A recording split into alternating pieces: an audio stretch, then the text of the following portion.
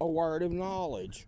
You know, when the Bible says, let no corrupt speech escape from your mouth, or thou shalt not curse, it's not talking about specific words for the most part. You know, yeah, there are words that would be considered corrupt speech, such as using God's name in vain, or calling somebody unjustly a fool. But what we call cursing today, for the most part, has nothing to do with either one of those.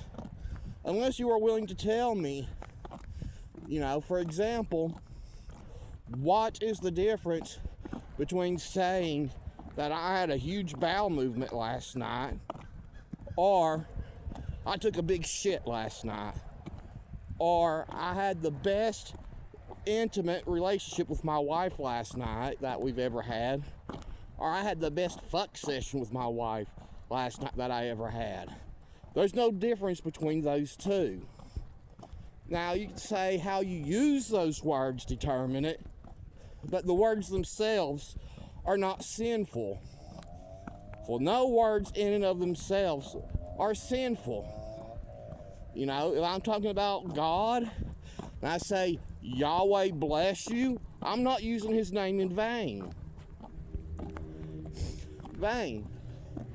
Or if I look at you and you do something stupid, and I say, that was foolish, that is not sin. Now, if I unjustly call you a fool, or I literally do use God's name in vain, then those would be.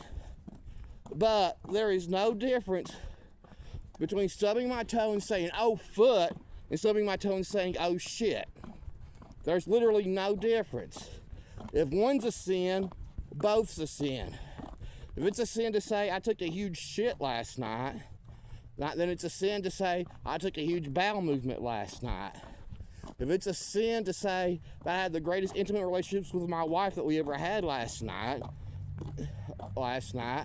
well, let me rephrase that. If you say it's a sin to say that I had the best fuck session with my wife last night that we ever had, then it would also have to be a sin to say that I had the best intimate relationships with my wife that I ever had.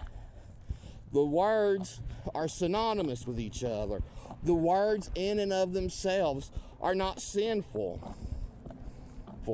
I mean, just because you really think that God's going to leave it up to us to decide what words and what words are not okay for us to use?